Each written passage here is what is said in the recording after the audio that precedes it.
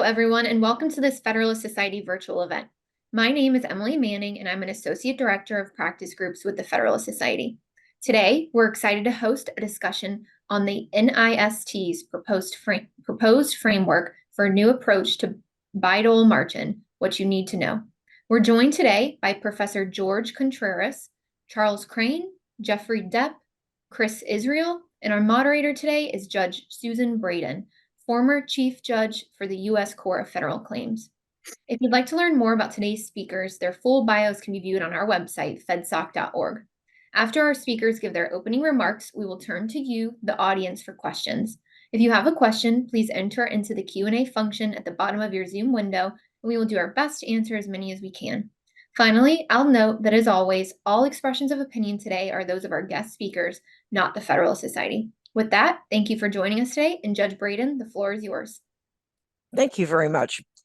I'm delighted to be here, and I appreciate the Federalist Society making this webinar possible.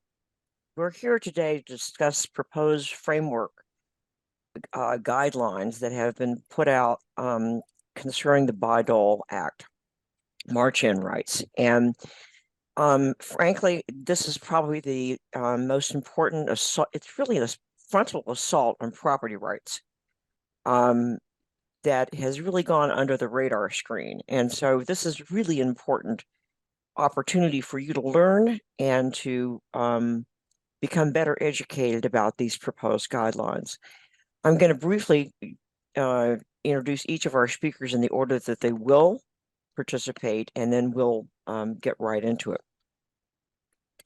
I'm Judge Braden, and I'm retired from the federal bench, having served for over 17 years. Prior to that, I was in private practice with litigation experience in all three levels of appellate practice, both in the federal and state courts.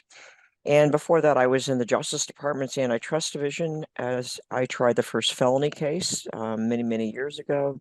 And I served in the Reagan administration for two different chairmen of the Federal Trade Commission as a counsel. Our first participant will be Chris Israel. He's a senior partner in the AUTUM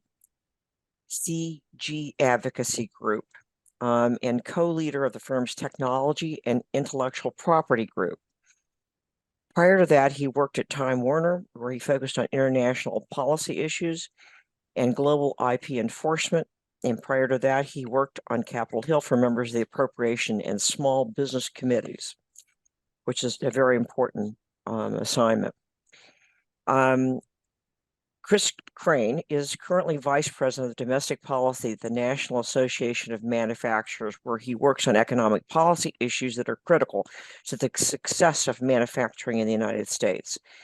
Prior to that time, this position, he worked in NAM's Corporate Finance Policy Portfolio Group, and prior to that, he worked in the Senate Finance and House Financial Services Committee and for buyout. Professor, Jeffrey Depp is a registered patent attorney and intellectual property and innovation policy professional and scholar.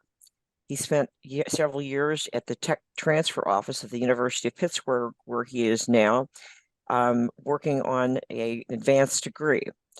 And while he's doing that, he's also doing policy work for AUTUM, which is the Association of University Technology Managers, which you'll learn more about today as well. And finally, Professor Contreras, who comes to us from Utah. He is the James T.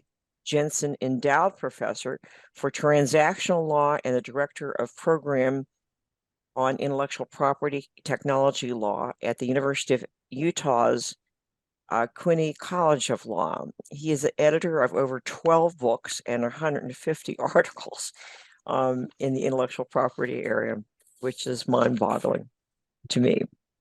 So my job as moderator is I'm going to tell you just briefly a little bit about Bayh-Dole Act itself, and then we're going to talk about these guidelines. The bill's official name was the University and Small Business Patent Procedures Act. As the name implies, it is one major objective was to encourage entrepreneurial small companies to accept government research contracts and to license federally funded innovations. The act has been known basically as the Bayh-Dole Act of his two prominent senators who sponsored it and had it enacted. It was signed by Ronald Reagan in 1980. It is really the sponsoring act for an overwhelming majority of discoveries that have been facilitated by federal funding. Prior to its enactment, very few patents that were came out of universities wound up in the public domain as products. In fact, only 5% of the federally owned patents were ever licensed for commercialization before this act. In contrast, today, 60% of the technologies arising from federal funding have been licensed for commercial development. At its core, the law reflected a central truth in the United States economy, that is the private, not the public sector, that drives most innovation. And this is the theme that we're going to come back to over and over again today. Let me turn first to Chris Israel. First of all, can you share with us a little bit why these guidelines have popped up? Many of you may not even know about this, but they were published in the Federal Register right before Christmas. Right. And even though the holidays ensued and we had the Martin Luther King birthday, the agencies involved with this refused to extend the comment period past the beginning of February, which was quite unusual. And you tell us what was the motivation behind, the best as you know, why have these guidelines come out and who was sponsoring these things? Right. Well, thank you, Judge, and thanks to the Federal Society for the opportunity to join the panel today and this great group of additional experts that they've pulled together. I think, at least in my mind, Judge, the honest answer for me is we're still unclear. I mean, this notion, just to back up to a bit broader, certainly the U.S. federal government contributes significantly to technology and scientific advancement. And billions of dollars are spent at great research institutions. Lots of resources are sent to great research universities. And what the Bayh-Dole Act really did, as you mentioned, over 40 years ago, is just catalyze that entire contribution and all that scientific and technological energy and brain power, infused it with the entrepreneurial capabilities of great American startups, resources and investments coming from our venture community, and provided this 40-year baseline that's created thousands of new businesses, spawned great entire industries, helped small startup companies, the types of companies and investors that we work with, become large, great companies that are now part of Charles's organization, and they all strive to become big, prominent American manufacturers. So the idea now that kind of seemingly out of left field and based on this theory that just because the federal government has a research function, that anything or any company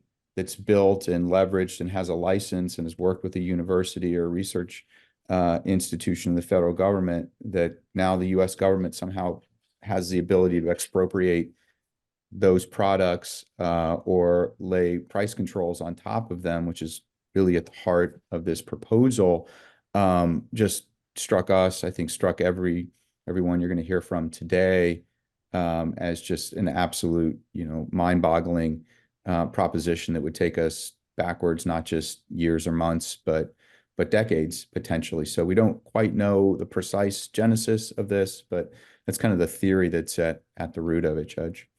I understand there's a congressional letter that came out with about, I think it's got over 100 signatures on it, but it's the two primary leaders were both Senator Warren and Senator Sanders. Yeah, no, they have raised this concern, they and others, to be fair, have raised this issue and concept for a number of years, that the federal government should be much more aggressive in expropriating commercial products and that have some type of a licensing relationship to the federal government or exerting price controls on them. There was a letter from about 40 members of the Progressive Caucus that endorsed what NIST has proposed here that we're talking about today, and actually encouraged the administration go much, much further. And it's really just to add just a kind of a data point to that. The rhetoric doesn't match the facts, right? As it rarely does in Washington. If you actually look at the contribution of private investment, even when there are patented technologies, particularly if you look, for instance, in the drug sector, where you have a situation where a drug has gained FDA approval and it also has some type of a funding relationship to NIH, 98.5% of the investment that went into those products and got them through FDA approval comes from the private sector. So where there may be a small kernel and a spark that you could trace to some work that the federal government does. I mean, you're looking at a situation where, 98% of the massive investment just in that one industry that goes to bring it to commercialization comes from the private sector. And we're talking about now coming in and stripping that away and just destroying. I'm glad you raised that point, because the fig leaf for these proposed guidelines is that presumably the idea is that's going to lower farmer prices, which is basically a joke, because as I understand it, there is it maybe only 8 drugs or maybe fewer than that in the United States that could even be affected by this this proposed margin. Is that correct, Chris? Do you remember? That's my understanding. Others may bring others into the conversation. And so this is what's important about this is maybe this is a political stunt of some sort, but these proposed guidelines are going to affect all American industry, everything, including semiconductors, energy, a lot of the new technologies that this administration presumably is intending to promote. Mm-hmm. And it's almost like, they're going to have these innovation centers. Who is going to show up at these places? Who is going to put money behind this if the federal government is going to march in basically and just said, well, I don't really like the price of your product, so I'm going to come and take your ability to manufacture that through this patent away. I'll come back to the remedy in a minute. Charles, help us understand the full breadth of this proposal. Absolutely. Thank you, Judge Braden. Great to be here with everybody. I think, frankly, you've framed it exactly correctly. The breadth and depth of the potential impacts here across industries and throughout the manufacturing sector. This really is a full frontal assault on the underlying idea of intellectual property, and it's an across industry effort to impose price controls and undermine intellectual property in doing so. And so I think in practice, it would be incredibly damaging to a wide range of types of companies, as Judge Braden just laid out. Semiconductors, life-saving medicines from biopharmaceutical products, advanced batteries, electric vehicles, solar panels. Many of these types of products were at some point involved in some way with federal funding, a research grant at a leading research institution, a professor who has a great idea, an entrepreneur who spun that research out into a small startup company. Many of those entities or individuals or universities may well have received a few $100,000, $1 million in federal funding, but then the private sector, as Chris indicated, then spent tens of millions on tens of millions of dollars on top of that to develop and commercialize a product. And so that is really what is under threat here is throughout multiple industries and multiple sizes and types of companies. Because if you think about who's really impacted here, there's going to be a disproportionate impact on small businesses, entrepreneurs, and startups. Many of these small businesses only have one patent or a small handful of patents. So if the federal government is threatening your patent rights, that's going to have a disproportionate impact on you as a small business rather than a large company who has a full suite of dozens and dozens and dozens of patents. Not that those folks aren't concerned here, obviously, But if you're a small company whose livelihood, whose whole existence as a business depends on the sanctity of the intellectual property rights that you hold, then this is a real threat to you. And so what that does is it undermines the innovation economy writ large. Because if you think about how that company operates, it has to be able to license technology from a university, from a professor. They're going to be less willing to do that if this can't be commercialized at the end of the day. They have to use that intellectual property to attract capital from venture capitalists who aren't going to invest in that entrepreneur if there can't be commercialization down the line. And then potentially once they've done more research, this small business is going to want to license out to a larger business to ultimately commercialize and manufacture, because you don't have that capability as a small business. And again, that large company isn't going to take that step if the federal government is going to march in at the end of the day and prevent them from commercializing the product. So it really would return us to this pre-1980 time where any project, any idea, any patent that was associated with federal funds is contaminated by those federal funds. And so it really would result in extreme difficulties in taking these fantastic, innovative, groundbreaking ideas that the government has seen fit to fund at the early stages of research from ever having them become a life-saving medicine, a world-changing product, a new development to combat climate change. It really would break down the fiber of the innovation ecosystem in the United States at all of these steps, from research to funding to entrepreneurship to manufacturing. All of those individual steps would be threatened here. And that's why we at the NAM view this as such an existential threat to so many different types of companies. Give us an overview, just a bit, about the reach of the National Association of Manufacturers. Absolutely. And frankly, I probably should have led with that. We have 14,000 members in all sectors of the economy, from biopharmaceutical to clean energy to sort of what you might call traditional manufacturing. Steel, exactly, automotive. It really is, if you make something, you can be a member of the NAM. You can probably get my email address and come apply if you want to.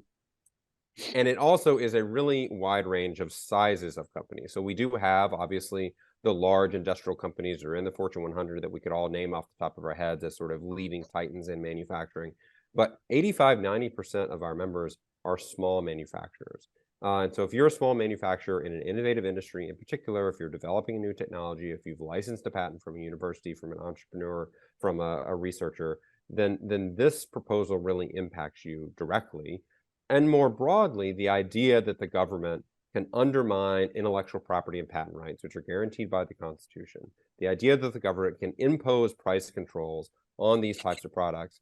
And this is in practice, the price control imposing people are going to be the people making the grants at NIH or the National Science Foundation or, the SBA. These aren't economists. Not that we would support price controls if they were set by economists, but in this case, they're set by folks making research grants at NIH. Their expertise is how to make great research grants and what type of molecule shows promise and what type of entrepreneur deserves that funding, not setting price controls. If you read the text of the proposal, there's not even criteria of what the price control should be. It's just generally, if the bureaucrats at NIH... Reasonable, whatever that exactly. is. If someone at NIH who isn't an economist decides that your price is not, quote, reasonable, then there's the potential that you don't have intellectual property rights to the technology that you've developed. I mean, one of the things, excuse me, but one of the things please. I think we really need to emphasize to our audience is the fact that these guidelines excluded the government agencies that have the most expertise in this area: the Patent Office, NIH, the National Academy of Sciences, and I could go on and on. I mean, the people that really know about this stuff, including the Department of Education, were excluded from this process. They were not part of this working group. Right. It just came out of NIST. That's exactly right. It came out of the national standards. I don't even know what they're called. Institute of Standards and Technology. Yeah. Which is which is kind of like a homeless little agency that's been stuck underneath the Commerce Department. And they do good work at NIST, but this is just not what they do. Do good work. It's just not this. If you need an industrial standard set, or they have a nuclear lab, and if you want a federal lab, or you need an industrial standard set, they're your guys, right? If they don't know anything about this area. That's the point. No, and why were they charged with doing this? I'm sorry. It's interesting that you mentioned that. No, I think it's exactly right. the lead sponsors who you mentioned earlier, Senators Bayh and Dole, who were real innovators in this space and wanting to be sure that all the money the federal government was spending on early stage research wasn't just stuck in a lab somewhere, as you and Chris outlined earlier. They have been explicit on the record that price was never intended to be a component in the government's march-in analysis. There is language, just so the audience knows, in the Bayh-Dole Act about march-in. It's not just NIST inventing it today. It's supposed to be in times of true national crisis. If a manufacturer is refusing to produce something at a time of national crisis and that there is a tie to Bayh-Dole funded research, then the government has, since 1980, had the ability to march in and ensure that the American people have access to whatever that product is, given this sort of heightened need in time of crisis and a manufacturer in this theoretical refusing to produce it, right? That's the scenario that Senators Bayh and Dole were contemplating. And we didn't have that during COVID. Right, exactly. needed And to they march never in. once, and I know my fellow panelists will talk about this, people have been asking the government to march in for 40 years since Bayh-Dole was enacted, and every single time the government has said, no, this is not appropriate authority to undermine intellectual property rights, because we aren't in that crisis scenario, break glass in case of emergency scenario, that's actually contemplated by the statutory text. And so now what NIST is doing is throwing the statutory text in the dustbin and saying, no, we want to consider price, which Bayh and Dole said was never intended. It's not in the statutory text, and it undermines the entire system of innovation in the United States. Thank you. Jeff, I want to focus now or segue into the import of this to the research university community, where you have a lot of expertise.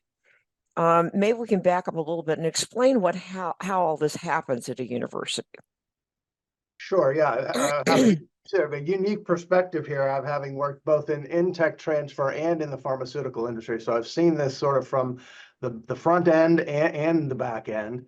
And I'll just note from my tech transfer experience, NIST, I think, was responsible for this document because they're the ones that are in charge of administering Bayh-Dole. They administer IATUM, the system where all the universities report their invention disclosures. And I think that's why, what right, wrong, or indifferent, that's probably why they take the lead on this proposal, for better or for worse. So at the university, you deal a lot with NIST when you're reporting and communicating and sharing information about new technologies that were invented with federal funds.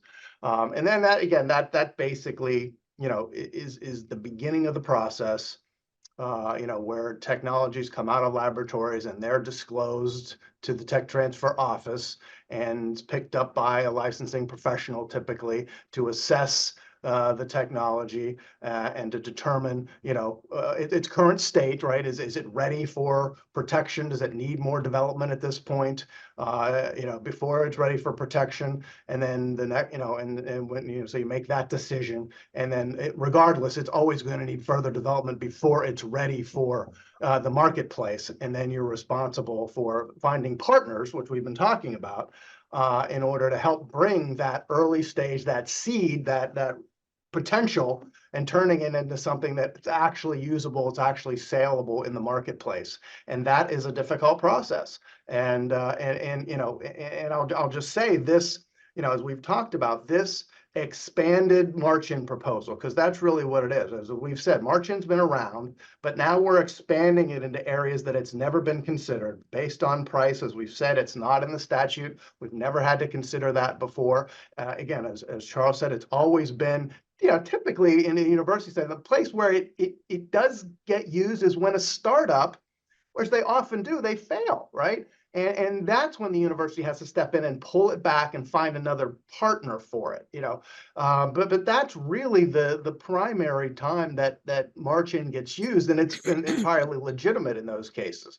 To do it under this scenario, as in this current proposal, again, is just another, frankly, it's another assault on the patent system. It's a further weakening of the patent right. It makes it more unreliable in a patent system that's already experiencing significant unreliability as a result of things like inter partes review and the inability to obtain injunctions.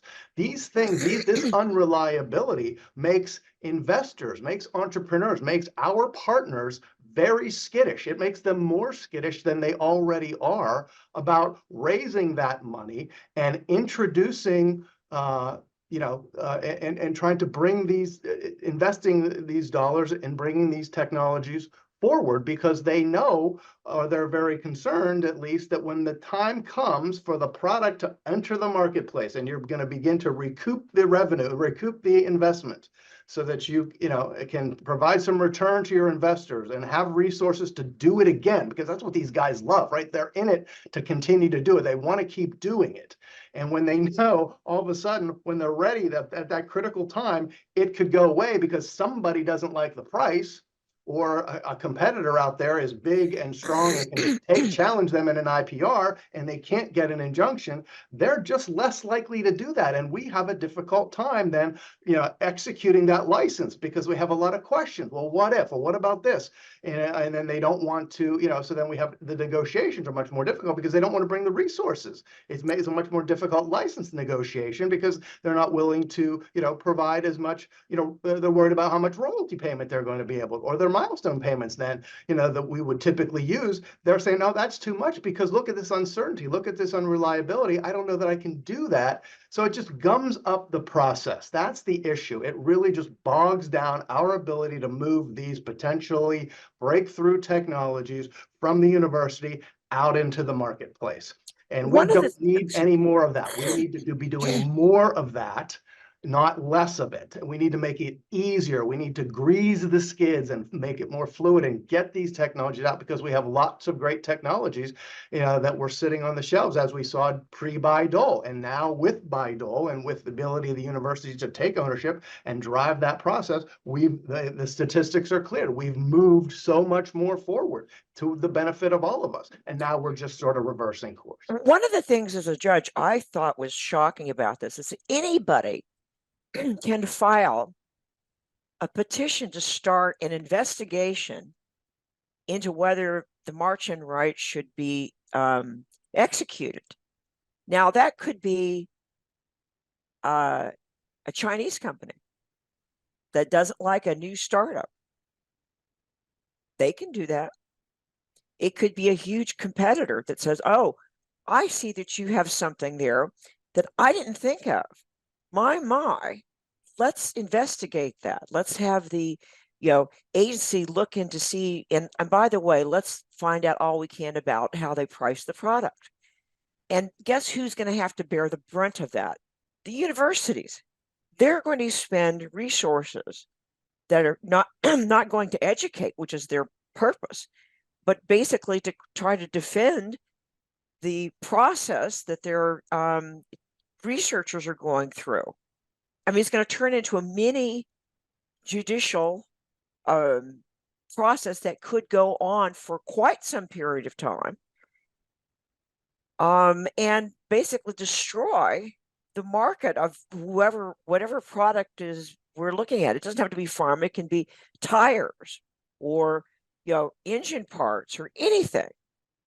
And a competitor can use this process basically to beat a new technology into the ground. Forget about the IPR process. They can do it in this march-in context. Right. Now, we have a very good question in the chat about, is this a taking? And yes, it will be. But I'll get back to all of that in a minute. But I want to emphasize that this is going to put a huge financial burden on the institutions to defend all of this for no reason. And the Department of Education wasn't even consulted about this. Let's turn to Professor Contreras. I know that you have followed, we have a question in the chat about, haven't there always been march-in rights? And there have been numerous petitions over the years. Perhaps you can comment a bit on that, including a more recent one that has happened, and it's been denied. Professor. Great. Yeah, thank you. Thanks for having me as part of this panel. Yeah, so I'll focus on sort of the pharmaceutical industry and drug pricing, because that's really what is driving this, this notice and proposal. Right. And, as you mentioned, this is not a new issue, right? This issue has been around for decades. The first march-in petition around drug pricing was filed 20 years ago in 2004.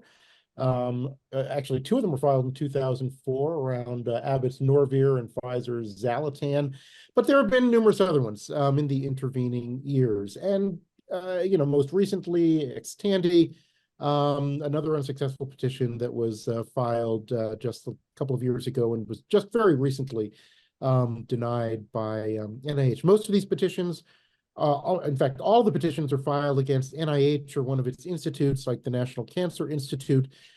So I fully agree with the comments that this proposal is broad and affects agencies and inventions that no one has really complained about in the same way that they have with drugs. So just limiting this to drugs, I mean, just to provide a bit of counterpoint, it is kind of undeniable that U.S. Patients pay higher prices for prescription drugs than any other patients in the world for the same drugs. And the really sad thing is that the U.S. government helped to fund the development of many of these drugs. But in other countries, like almost every other country, some national body regulates drug pricing so that the same drugs that Americans pay X dollars for, Germans, British, French, you name it, they're paying, 0.5x or 0.7x. And that, has led to much of the dissatisfaction with the way prices are developed here. Now, do I think that this proposal is a great way to address that problem? No, I don't. And I'll talk about why. But, I do think that with the language of Bayh-Dole, Section 203 of the Act says that, these marching rights can be exercised by the agency if necessary to alleviate health or safety needs which are not reasonably satisfied by the contractor. That's, basically the licensee, the company that has the patent rights. That's relatively broad language. I think that probably covers this. And then if there's a license granted, it does need to be at some reasonable royalty. But that's it. One of the problems that I have with this proposal, even in the drug context, is that as Charles mentioned, it doesn't really provide any process for how this determination is made, and it really is situated at the moment in the wrong agencies. We have had in this country and many countries government price regulation and government rate setting in a wide variety of industries over the last century, everything from interstate transport, rails, trucks, pipelines, public utilities, gas, electric. In the copyright area, there's a special copyright tribunal that deals with certain music licensing rates, broadcast rates.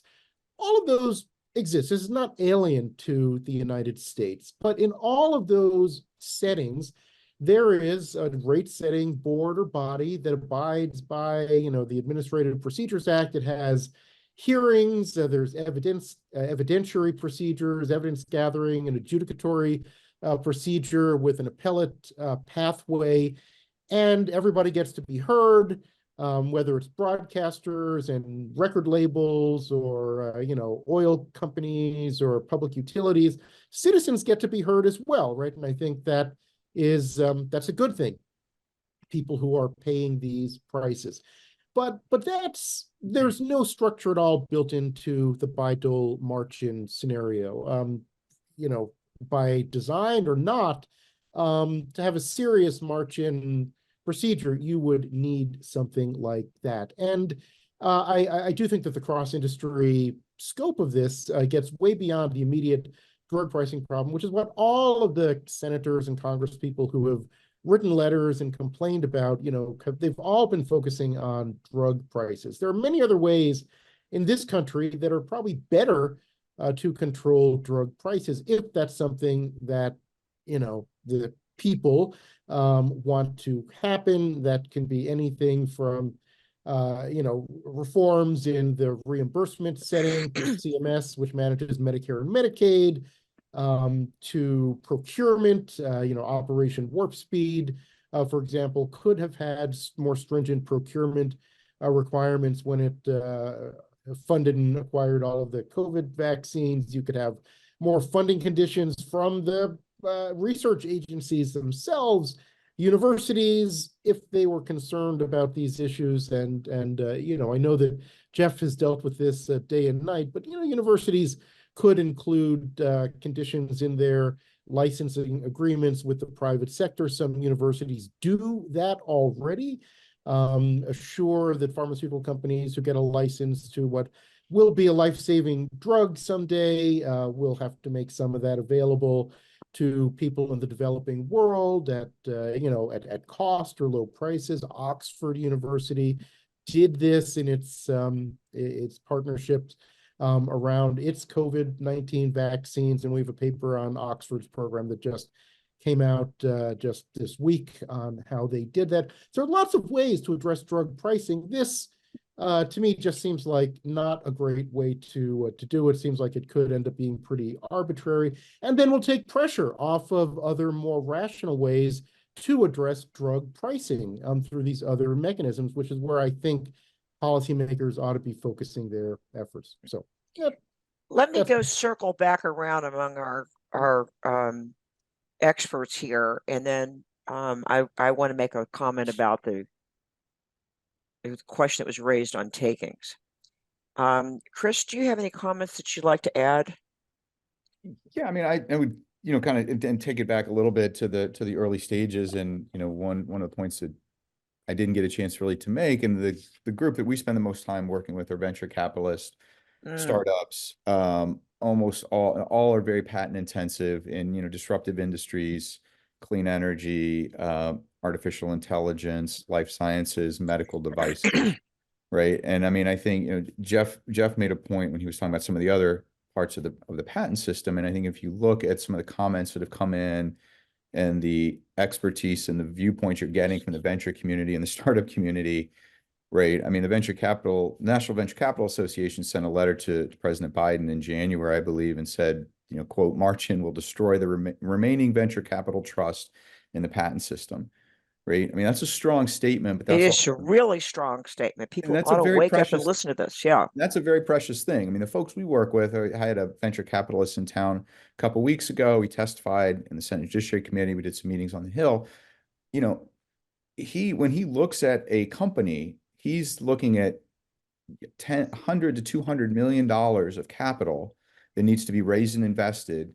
And in his words, about 10 years of his life, and this is in the medical technology space, medical devices, right? And he said, it's a light switch. If you tell me that the federal government at some point, if this March-in proposal, at some point in the life cycle of that arduous journey where maybe it's a 10 or 20% chance that product gets through FDA approval and gets commercialized, right? After several $100 million and a decade of time spent, it's a light switch. They just won't do it. You will see venture capital leave patent intensive, disruptive industries if there is a realistic threat, which this document being in existence, frankly, is already starting to have this effect.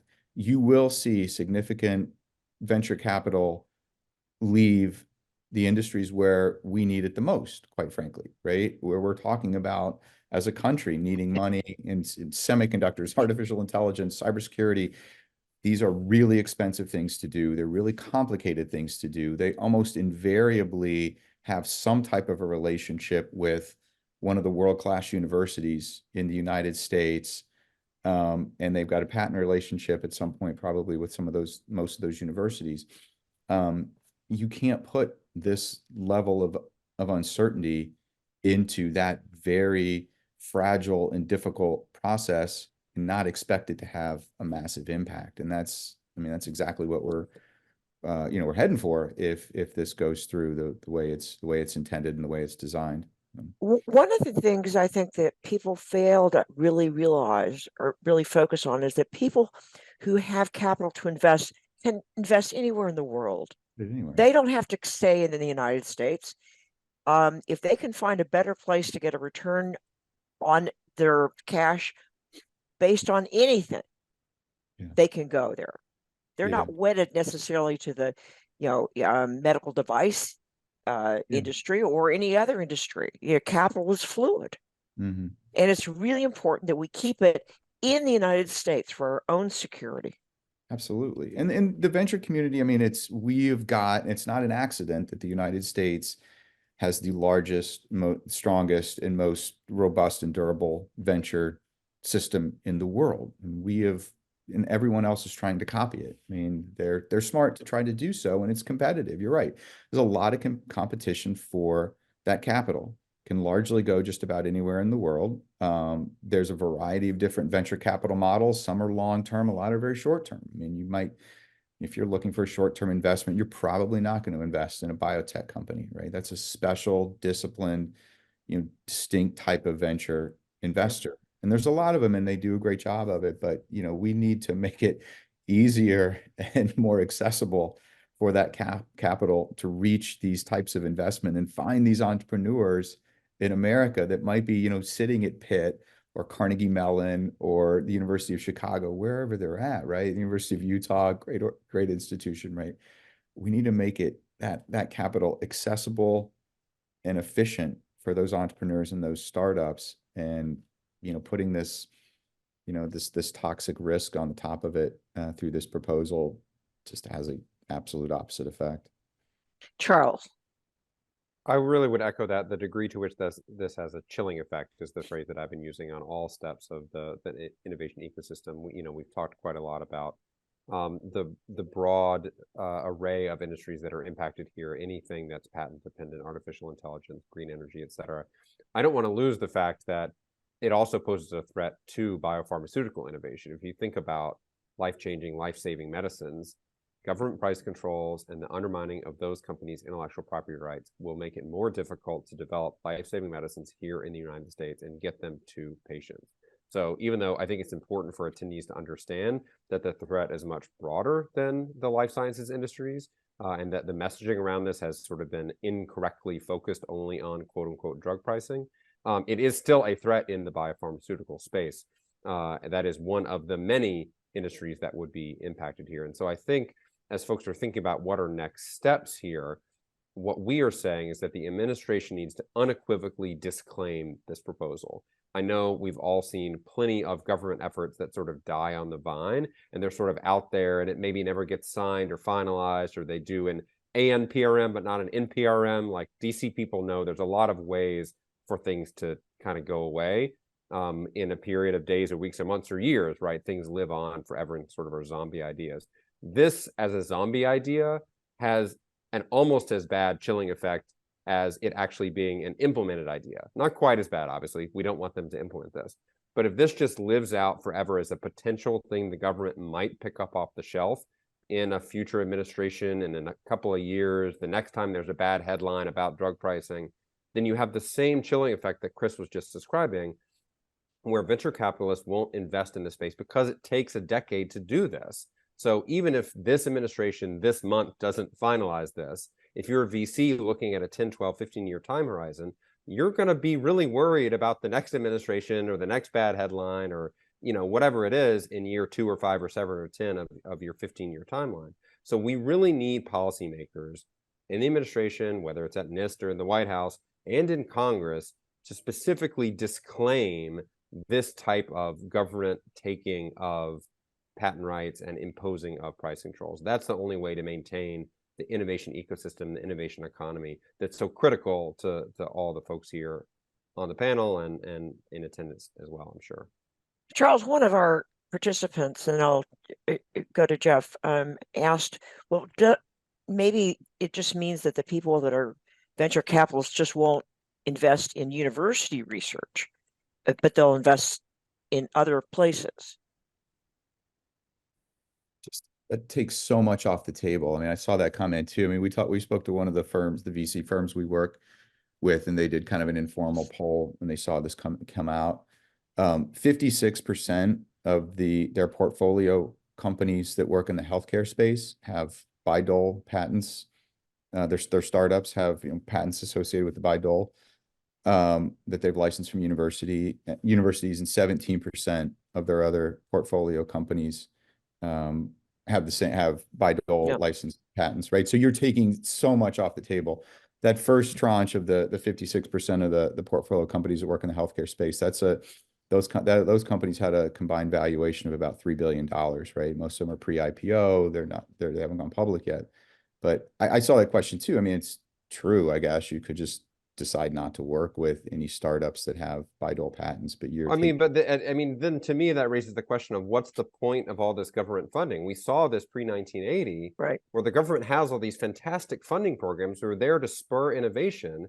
But if there are great discoveries that are stuck in a lab because they can never be out licensed and never commercialized, then what's the point of spending all this money on government funded research if it can't ever go anywhere? If it's a great idea that's going to cure cancer one day, but it's just stuck on the shelf. The best stuff's coming out of the universities too. Yeah, and Jeff can speak about to what this you're more taking than off the table, right? Yeah, Jeff can see this more than we can, but like, I don't want those university researchers taken off the field here. I want them on the 50-yard line, doing amazing research and then being able to license that to a company that actually bring that to market to help the American people. That's what I want. Well, the universities are not commercializers. That's the point. Exactly. They're researchers. They're fantastic Jeff, talk about that a bit. I mean, that's how the whole technology transfer group came into being, and explain what AUTUM is for people so they know.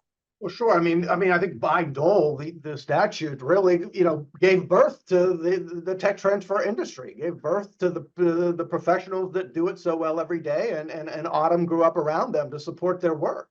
But explain what AUTUM is. Yeah, so AUTUM stands for the Association of University Technology Managers. So it's the Professional Society for Tech Transfer Professionals. So it's a group of individuals. It's not a group of universities. It's a group of individuals, but the great majority of them work at universities in the tech transfer offices. The membership is not limited to that, but that is the bulk of the membership, and that is the bulk of the focus of the organization, is to promote technology transfer. For the benefit of the members, their employees, their livelihoods, and of course all the great things that come from moving early stage technologies developed at a university out into the marketplace. So that's what AUTUM does. And to the point about risk, and when we're sitting around a table with VCs pitching them a number of great technologies, right? I mean, they have way more opportunities than they could ever possibly fund. So they have their pick of the litter. And, to your point, Judge, about the risk, again, for any given return, they're going to pick the ones with the lowest risk. And this proposal, among the other things that I talked about, does nothing but add risk to that analysis. And they're just going to move away from the ones that are the most patent intensive. And they have the ability to do that. At the end of the day, they don't really care what technology they're investing in. They want a return that they can count on and they can turn back to their investors, right? Because that's where their money comes from. And they need to bring in new investors. And in order to do that, they need to show a return. So, I mean, the whole system falls apart when you inject this unreliability from all of these assaults on the patent system into the process. And to the professor's point about about other ways to manage pricing. Again, having been on both sides of this in the pharmaceutical industry and as a tech transfer professional, that is a non-starter. If you try to put anything in a license agreement that is going to talk about sort of the future control of the price of a product, that's the first thing they'll get a red line out. You'll get laughed out of the room. They will not do it because at that point, when you're licensing an early stage technology, they have no earthly idea what it's going to take to bring that product to market. So they're not going to hamstring themselves to any sort of pricing rule because, again, just like everybody else in the system, they have to get a return, a reasonable return, one that they can predict and rely on, because so the projections and the business model, so that everything continues to work. The system, it's just a big cycle, and and as I said before, this proposal and the other problems that we face right now does nothing but it's just like throwing sand in the gears. And it's the last thing we need when we're talking about our national security and our ability to compete with China. We need to be eliminating these things and just, and oiling the gears so that it can spin even faster than it has. And again, I would say, this issue about drug pricing, again, I just don't see that, I think we talked about it, is not going to really accomplish the objective for a number of reasons. There are too many patents on these drugs that came from the private sector, so they're just not marginable, if I can make up that term. And then the other thing, of course, is if you really want to lower drug prices, you need more innovation. You need more innovation. You need substitute products that are a better mousetrap, that are the next generation, that are going to make the prior generation, again, just going to drive the price down because the newer, better mousetrap is now available. And that's the way the system works. That's what we should be trying to accomplish, because that will bring prices down sooner and more substantively than waiting around for generics. That's not the way to do it. That's not the way Americans have ever done things. We're going to go out and innovate our problems away. And we do that by, again, strengthening the patent rights, greasing the system, and letting innovation be the solution to the problem.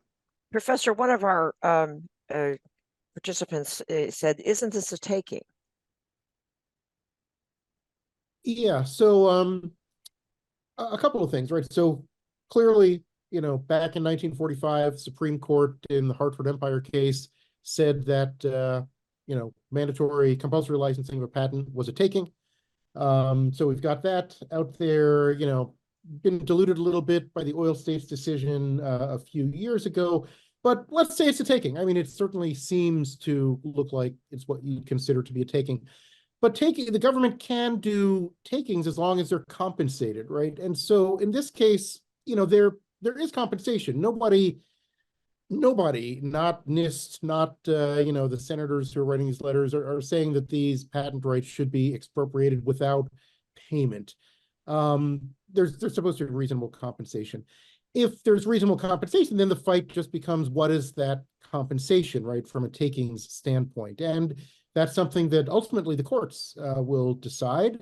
And the Supreme Court has heard lots of takings cases. So, technically it's a taking, but it's not an uncompensated taking, so it's not an illegal taking. I think, ultimately, it's if this happened, it would be a matter of what the dollars are that were associated with the right. So that brings me to some of my expertise.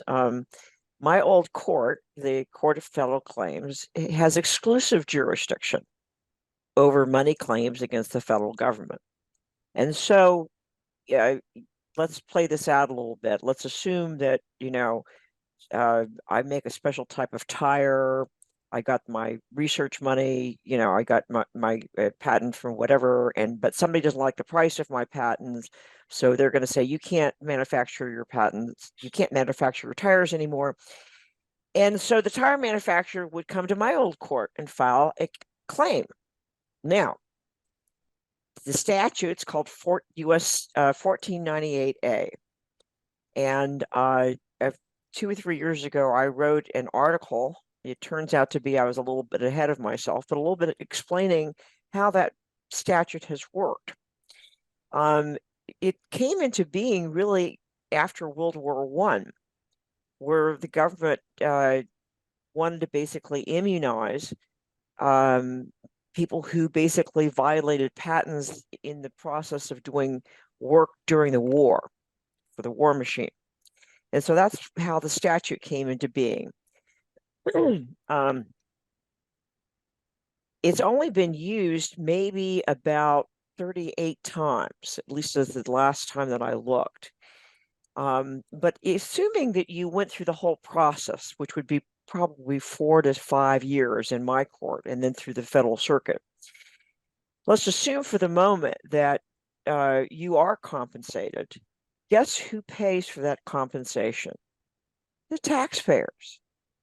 It doesn't come out of a leprechaun pot of gold sitting at the end of a rainbow. So what we're going to do with this whole scheme now is we're going to have a GS11 decide that prices are unreasonable, but and we're going to basically expropriate your property, but you can go to the Court of Federal Claims and Judge Braden is going to give you reasonable compensation, except the taxpayers are going to pay for the privilege of us doing all of this. Now, if that makes any common sense to you, I would like to spend an hour or two explaining to you why that's an insane way of running any type of government policy. The very few times that it's been used really has been extraordinary situations. And I might add that there's Federal Circuit precedent that says doing that to lower Medicare or Medicaid costs is not, you can't use 1498A to do that. There's a Federal Circuit case that says that, called Larson. So in order to change that, they would have to take away that precedent. In any event, that's just buying another case in the Supreme Court. So that's not an attractive alternative, I think, for anyone. So let me just see if we have our time. If we see if we have, oh, Josh Crush put a in the thing, our article, if anybody would like to read it. I'd like to also end by two things. One is that I was surprised to learn that Google really came out of the Bayh-Dole Act through Stanford University, if I believe right. That's a good indication of a company that's been successful. Mm-hmm. And the National Cancer Society has filed comments against this. And I was very much taken by that. You may remember that recently we've had statistics that our cancer rate in this country has really dropped significantly. And a lot of that has been because of the technology that's been commercialized from Bayh-Dole. We're trying very hard to deal with Alzheimer's in this country. It's the same type of thing. The amount of money that's gone into that work is extraordinary, and we don't have anything that cures it yet, but we don't want to stop. We don't want to stop that effort. At least I don't want to. And I would just add to that, Judge, you're right. And that has arisen from innovation, from next generation advanced personalized therapies, not generic versions of older drugs, but a truly innovative breakthrough, disruptive technologies that have attacked cancer in ways we never thought we could. And that's really the solution to this problem.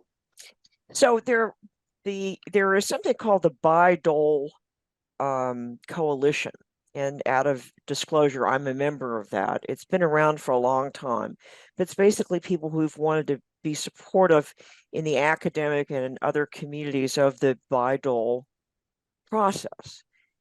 Fortunately, that group exists and became very active when these guidelines came out. But you can go on their website and you can find everything you need to know about the Bayh-Dole Act. Every single petition is there. I mean, it is just a wealth of information, the library that's there, and they are accumulating all the comments that have been made on this particular proposal that's come out. There's also a letter that I think is that the Federal Society has put up, in addition to some of the comments that I thought would be particularly helpful to people. But they're in the remind me, it's not called the website. Emily, if you're there, it's the where can someone find this? On the FedSoc website, on our event page, event page, yes. Thank you very much. But there is a bipartisan letter by senators and congressional members to the President of the United States and the Secretary of Commerce saying, remove this proposal. We don't want it just to fade away. We want it removed. And if you care about this issue, be sure to lend your voice to just a 2-page note to your congressman or senator would be very, very helpful. They do look at this, their staff do look at it, and it's important. I hope I've answered all the questions that we have, different places. And Emily, I think you've posted the place where they can get information. And with that, we're at the close of our time. Thank you for your ear in this important issue. And I appreciate all of the work that my co-panelists have put into this, which has been very, very helpful. Thank you all. And thanks to the Federalist Society. I've been a member for 30-some years. Can you believe? We appreciate your involvement, Judge Braden. And on behalf of the Federalist Society, thank you all for joining us for this great discussion today. And thank you also to our audience for joining us. We greatly appreciate your participation. Check out our website, fedsoc.org, or follow us on all major social media platforms at FedSoc to stay up to date with announcements and upcoming webinars. Thank you once more for tuning in, and we are adjourned.